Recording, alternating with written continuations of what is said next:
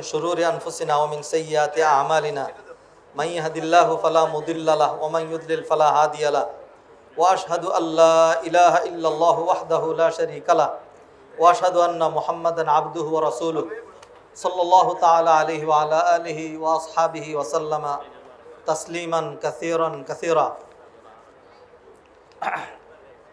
أما بعد فإن خير الحديث كتاب الله وخير الهدي هدي نبينا محمد صلى الله عليه وسلم وشر الأمور محدثاتها وكل محدثة بدعة وكل بدعة ضلالة وكل ضلالة في النار يا أيها الذين آمنوا اتقوا الله حق تقاته ولا تموتن إلا وأنتم مسلمون يا أيها الناس اتقوا ربكم الذي خلقكم من نفس واحدة وخلق منها زوجها وبث منهما رجالا كثيرا ونساء واتقوا الله الذي تساءلون به والأرحام إن الله كان عليكم رقيبا يا أيها الذين آمنوا اتقوا الله وقولوا قولا سديدا يصلح لكم أعمالكم ويغفر لكم ذنوبكم ومن يطع الله ورسوله فقد فاز فوزا عظيما ثم أما بعد يقول جل جلاله في القرآن الكريم ومن آياته أن خلق لكم من أنفسكم أزواجا لتسكنوا إليها وجعل بينكم مودة ورحمة إن في ذلك لآيات لقوم يتفكرون وقال رسول الله صلى الله عليه وسلم يا معشر الشباب من استطاع منكم الباءة فليتزوج فإنه أحسن للفرج وأغض للبصر ومن لم يستطع عليه بالصوم فإنه له وجاء أو كما قال عليه الصلاة والسلام حاضرين مجلس আমরা গত সপ্তাহে জুমা যেভাবে পড়েছিলাম আজকেও জুমা ওইভাবেই পড়েছি আগামী জুমা কিরকম হবে ওই রকমই আমরা প্রতি বিয়া অনুষ্ঠান গত বিবাহ অনুষ্ঠান যেভাবে করেছি এর আগেরটা যেভাবে করেছি আজকেরটাও আজকে একটা কাজ করি এমন এক তরিকা আবিষ্কার করি যেটা আগে কোনোদিন হয় নাই কেমন হবে বলেন দেখি হবে কুল্লু বিদআতিন দালালা নতুন আবিষ্কার করা মানে বেদাত অতএব পুরান তরিকাতেই তবে এই কথাগুলো আই মাস্ট রিপিট কারণ হলো এখানে আজকে যারা ব্রাইড অ্যান্ড গ্রুম তারা আজকের জন্যই ব্রাইড অ্যান্ড গ্রুম ঠিক না অতএব এই দিক নির্দেশনগুলো কোরআনিক গাইডলাইনগুলো is so important for their life for their new life নতুন জীবনের জন্য পারিবারিক জীবনের জন্য খুবই জরুরি অতএব আমি কোরআনিক কিছু গাইডলাইন বিবাহের কিছু মূলনীতি আপনাদের সামনে তুলে ধরছি আল্লাহ সুবহানাহু ওয়া তাআলা এই বিবাহের মাধ্যমে আমাদের বৈধ কন্টিনিউশন সিস্টেম করেছেন বিবাহ ছাড়া বিবাহ বহির্ভূত যে সমস্ত কর্মকাণ্ড যা হয় রিজাল্ট যা হয় বিবাহের মাধ্যমে তাই হয় শুধু পার্থক্য একটা হালাল আর একটা কি হারাম ঠিক না যিনি মাথার গাম পায়ে ফেলে একটা রুটি কিনে বিসমিল্লাহ বলে খান এই খাওয়ার মাধ্যমে তার পেটের ক্ষুধা দূর হয় শরীরে এনার্জি হয় আর যে চুরি করে বিসমিল্লাহ ছাড়া বাম হাত দিয়ে খায় এর মাধ্যমেও তার পেটের ক্ষুধা দূর হয় গায়ে এনার্জি আসে ঠিক আছে একজন ওই খাওয়ার মাধ্যমে সওয়াব পাবেন আরেকজন ওই খাওয়ার মাধ্যমে গুনাহ হবে নাথিং এলস ইউরোপে আমেরিকায় কানাডায় অস্ট্রেলিয়ায় অতি উন্নত কান্ট্রি পোস্ট মডার্ন যে সমস্ত দেশ আছে যেগুলোর দিকে আমরা দরিদ্র হওয়ার কারণে খুব আগ্রহ নিয়ে তাকিয়ে থাকি তাদের পারিবারিক বন্ধন নাই ওয়েস্ট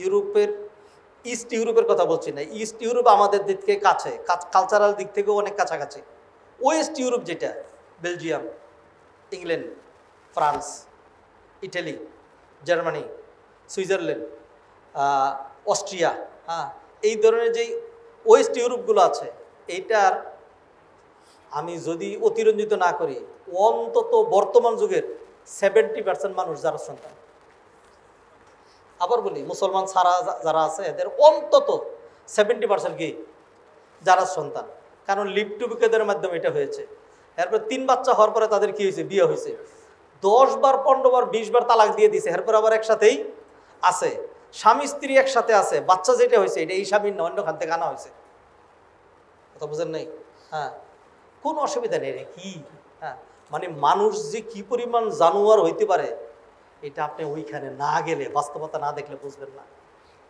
আল্লাহর শুকরিয়া আদায় করবো না কি করবো জানি না, আল্লাহ আমার এই সমস্ত পচা বাস্তবতাগুলো প্র্যাকটিক্যাল দেখার 10 বছর সুযোগ করে দিয়েছিলেন, বিদে আমার খুব ভালো অভিজ্ঞতা হয়েছে এগুলি থেকে। হ্যাঁ, পারিবারিক বন্ধন, শান্তি, এবাদত, রিয়েল লাইফস্টাইল কাকে বলে, হাজবেন্ড কি জিনিস, স্ত্রী কি জিনিস, এটা তারা বোঝে নাই। তাদের জীবনটা হলো যান্ত্রিক। হ্যাঁ, যৌনতা, উগ্রতা, পাশবিকতা, শুধু এগুলো। আর আমাদের হলো শান্তি, আমাদের হলো আত্মতৃপ্তি, আমাদের হলো ইবাদত। হ্যাঁ, আপনাদের মেন্টাল স্যাটিসফ্যাকশন এটা। অতএব কিছু দিক নির্দেশনা আমি তুলে ধরি। এখানে একজন হলেন মেয়ের ফাদার মোস্তফা ভাই, আরেকজন মেয়ের ফাদারকে আপনি। মাশাআল্লাহ, দুইজন মেয়ের ফাদারই আছেন। মেয়ের অনুমতি আনছেন তো? আপনি মেয়ের অনুমতি আনছেন তো? ঠিক আছে। আচ্ছা, তাহলে আমি কাজের দিকে আগাই। দুইজন বাবার মাধ্যমে আমি মেয়ের কাছে একটা মেসেজ পাঠাইতে চাই। এই মেসেজটা হলো, হাজবেন্ড মানি জান্নাত। এই মেসেজটা পৌঁছাবেন দুইজন বাবা, আপনার মেয়ের কাছে এই মেসেজটা পৌঁছাবেন। মারে, তুমি আমার কলিজার টুকরা, কিন্তু তোমার যে হাজবেন্ডের কাছে দেওয়া হচ্ছে, হ্যাঁ, সেই হাজবেন্ড তোমার জীবনের অর্ধাঙ্গ। হ্যাঁ, সে তোমার ফ্রেন্ড, সে তোমার বর, সে তোমার স্বামী, যা কিছু হোক, এর সব কিছুর পরে তুমি ভুলে যেও না, সে হলো তোমার জান্নাত। সে কি তোমার জান্নাত। মেয়েদের জন্য এটি বাস্তবতা। কারণ নবীজি সাল্লাল্লাহু আলাইহি ওয়াসাল্লাম বলছেন, আইয়ুমা ইমরাতিন মাতাত ওয়া যাওজুহা আনহা রাদিন দাখালাতিল জান্নাহ। কোনো মহিলা যদি তার স্বামীর আগে মারা যায়, আর এমত অবস্থায় মারা যায় যে তার স্বামী তার প্রতি খুশি, মারা যাওয়ার সাথে সাথে ওই মহিলা জান্নাতে চলে যায়। তাহলে স্বামীর সন্তুষ্টির পর মেয়ের জান্নাত, নবীজির হাদিস, আমি তো কিছু করার নাই। দ্বিতীয় আরেকটা হাদিসে নবীজি বললেন, মহিলাদেরকে খুব বেশি কাজ দেওয়া হয় না, অল্প কয়েকটা কাজ, 4টা কাজ করলে জান্নাতের 8টা দরজা খোলা। তার মধ্যে 1 নম্বর কাজ হলো সল্লাত খামসা, 5 ওয়াক্ত নামাজ। এই 5 ওয়াক্ত নামাজ কি বিয়ের পরে নাকি বিয়ের আগেও? আচ্ছা, তাহলে এর আগেও ছিল। সল্লা ওয়া সামাত শাহরাহা, মাহে রমাদানের রোজা, এটা কি বিয়ের পরে নাকি বিয়ের আগেও ছিল? সতীত্বের হেফাজত, এটা কি বিয়ের আগেও না বিয়ের পরেও? আগে পরে সব সময়। তাহলে এই 3টা সব সময় ছিল, নতুন একটা যুক্ত হয়েছে, ওয়া আতাআত বালাহা, যে নাকি তার স্বামীর আনুগত্য করে, যে তার কি করে, স্বামীর আনুগত্য করে। তাইলে কি করা হবে? তার জন্য জান্নাতের 8টা দরজা খুলে দেওয়া হবে। তার জন্য জান্নাতের 8টা দরজা খুলে দেওয়া হবে। এটা বলে দিবেন যে তোমার 3টা কাজ ছিল আগে, আজকে থেকে 4র্থ কাজ যুক্ত হয়েছে। এই 4টা কাজ করলে নবীজি গ্যারান্টি দিয়েছেন তোমার জন্য কিয়ামতের দিন জান্নাতের কয়টা দরজা খুলে দেওয়া হবে? 8টা দরজা। হ্যাঁ, স্বামীর সাথে কোনো স্ত্রী যেন না উজায়, কারণ স্বামী স্ত্রীর বন্ধনটা একটা কথার উপরে থাকে। একবার অশান্তি তৈরি হয়ে গেলে, অশান্তি তৈরি হওয়া খুব সহজ, দূর করা কঠিন। আন্ডারস্ট্যান্ডিং করতে হবে, মেয়েকে বলে দিবেন, বুঝতে হবে, স্বামীর মেজাজ দেখতে হবে, স্বামীর অবস্থা জানতে হবে, স্বামীকে স্টাডি করা লাগবে। স্বামীর উপর কর্তৃত্ব নয়, স্বামীর আনুগত্য করা লাগবে, স্বামীর আনুগত্য করা লাগবে। যাক, এই অল্প কয়েকটা কথা বললাম। এইবার খালি এক পেশে, ইসলাম তো এক পেশের নাম না, আরও আছে। এবার দ্বিতীয় পর্যায়ে যাচ্ছি। মেয়েরা যারা যাচ্ছে, তারা যারা স্বামীরা, এখানে আর বাবাদের অ্যাড্রেস করছি না, দুইজন পুরুষ মানুষ তারা আছে সরাসরি এখানে, দুইজন বরকে আমি অ্যাড্রেস করে বলছি। সেটা হলো, যা নেওয়া হচ্ছে, যা আপনার হাতে তুলে দেওয়া হচ্ছে, এটা আল্লাহর পক্ষ থেকে আমানত। আল্লাহর পক্ষ থেকে আমানত। আমানতের হেফাজত করা মুমিনের বৈশিষ্ট্য, আর আমানতের খেয়ানত করা মুনাফিকের লক্ষণ। ঠিক আছে, এটা আমানত। 2 নাম্বার, যাদেরকে আপনাদের হাতে তুলে দেওয়া হচ্ছে, এটা তার মায়ের চোখের পুতুলি, এটা তার বাবার নয়নের দুলালি, ঠিক না? তার বাড়ি, তার আত্মীয় স্বজন সব ছেড়ে দিয়ে আপনাদের কাছে যে চলে আসবে, যা ছেড়ে আসলো এর ডাবল আনন্দ, আত্মতৃপ্তি, খুশি, হ্যাঁ, সে যেন আপনার কাছে খুঁজে পায়। আপনি তার সুখের দুঃখের সকল কিছুর অংশীদার না, শুধুমাত্র আপনার কাছে এটা। একটা মেয়ের মন জোগানো খুব সহজ। হ্যাঁ, ভালোবাসা দিলেই মন জোগানো যায়। যাকে নিয়ে আসছেন সে স্লেভ না, আপনি তার উপর খুব কর্তা সিংহ মার্কা এরকম যেন না হয়। হ্যাঁ, আপনি তাকে বুঝতে হবে। তার জন্য আপনার নবীজি সাল্লাল্লাহু আলাইহি সাল্লাম কোনোদিন তার কোনো স্ত্রীকে একটা চর দিয়েছেন, একটা চর দিয়েছিলেন। কোন স্ত্রীকে জানি নবীজি একটা চর দিয়েছিলেন? এই স্ত্রীর নামটা বের করে নিয়ে আসবেন, পারবেন? আমি পাইনি এই পর্যন্ত। হ্যাঁ, কোনোদিনই দেন নাই, ঠিক না? আর আমাদের মধ্যে অনেকে আছে, চর মানে কি, ঘুষি কারে কয়, লাত্তি কারে কয়। আরে কত ভাই, কি লজ্জা করে না?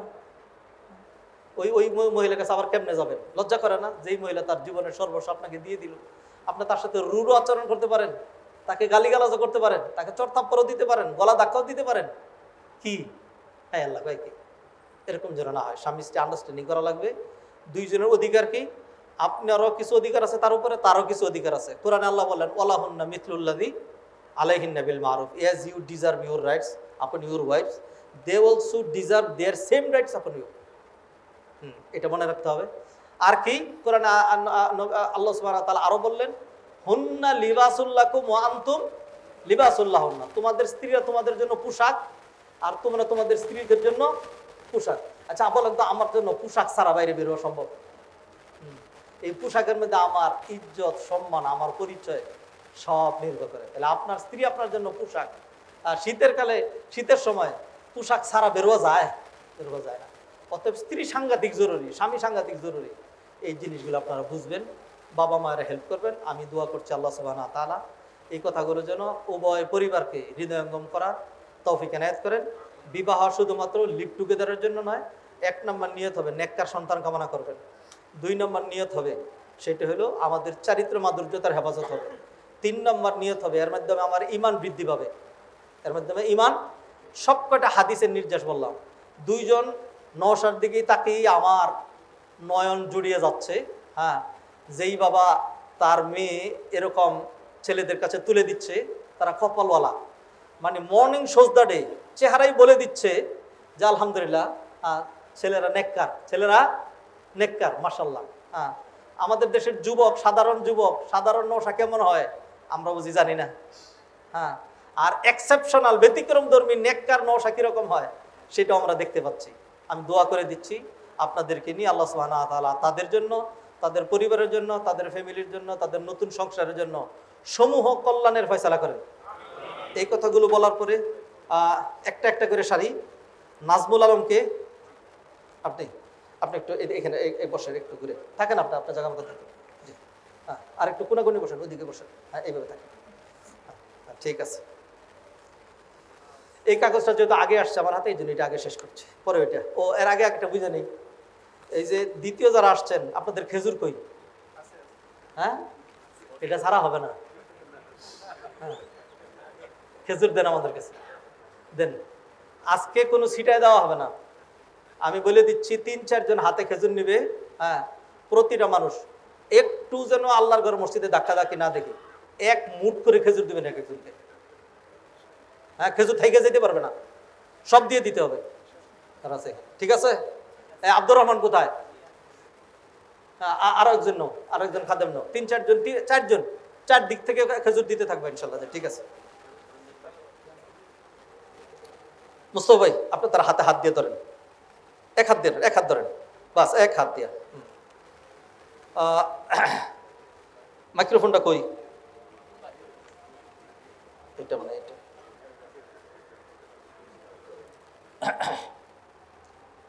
মুস্তফা ভাই ধরেন, এটা একটু মুখের কাছে নেন, বলেন আমি মোহাম্মদ মুস্তফা কামাল আমার কন্যা শিরহান আক্তার সানিকে 15 লক্ষ টাকা মোহর ধার্য করে এর 7 লক্ষ টাকা উসুল ধরে আপনি মোহাম্মদ নাজমুল আলম পিতা মোহাম্মদ খলিলুর রহমানের নিকট শুভ বিবাহের নিকাহের প্রস্তাব করলাম। আমি আমার কন্যা শিরিহান আক্তার সানিকে আপনি মোহাম্মদ নাজমুল আলমের নিকাহে দিলাম। ঠিক, মাইক্রোফোনটা ওনার হাতে দেন। আপনি যদি রাজি থাকেন আল্লাহর সাহায্য চেয়ে আপনি বলেন আলহামদুলিল্লাহ আমি কবুল করলাম। আবার বলেন আলহামদুলিল্লাহ আমি কবুল করলাম। দোয়া করে দেন, বলেন বারাকাল্লাহু লাকুমা ওয়া বারাকা আলাইকুমা ওয়া জামআ বাইনাকুমা ফি খাইর। জি, আপনি এখানে বসেন। ভাইজান আপনি আগে আসেন একটু। জি, এখানে বসেন, থাকেন এখানে, আপনি এখানে আসেন। এবার আমরা দ্বিতীয় বিবাহের কার্য সম্পাদন করছি। মাইক্রোফোনটা দেন ওনার হাতে, বলেন। আমি আব্দুর রাজ্জাক আমার কন্যা ফাইজা তাসফিয়াকে 1 লক্ষ টাকা মোহর ধার্য করে এবং কতটুকু উসল, সবটুকু, এবং এর সবটুকু উসল ধরে আপনি আবু সাকিব বিন লুৎফুল হাসান পিতা আলবাস হাসান নিকট, অর্থাৎ আমার কন্যা ফাইজা তাসফিয়াকে আপনি আবু সাকিব বিন লুৎফুল হাসানের নিকট শুভ বিবাহের নিকাহের প্রস্তাব করলাম। জি, আপনি রাজি থাকলে বলেন আলহামদুলিল্লাহ, আমি কবুল করলাম। আরেকবার বলেন আলহামদুলিল্লাহ। মাশাআল্লাহ, শুনছেন আপনারা? দোয়া করেন, বলেন বারাকাল্লাহু লাকুমা ওয়া বারাকা আলাইকুমা ওয়া জামাআ বাইনাকুমা ফি খাইর। মাশাআল্লাহ, আল্লাহ সুবহানাহু ওয়া তাআলা সমূহ কল্যাণ দেন। নবীজির এই দুয়ার মধ্যে সব আছে, ঠিক আছে? হ্যাঁ, দেন। মাশাআল্লাহ, চারদিক থেকে। হ্যাঁ, আর দুইজন কোথায়? আব্দুর রহমান, আমি তো শুরুতে বললাম চারদিক থেকে হওয়ার জন্য। এই দাও, একদিক থেকে ঢুকো। হ্যাঁ, তিনজন আছে, ঠিক আছে।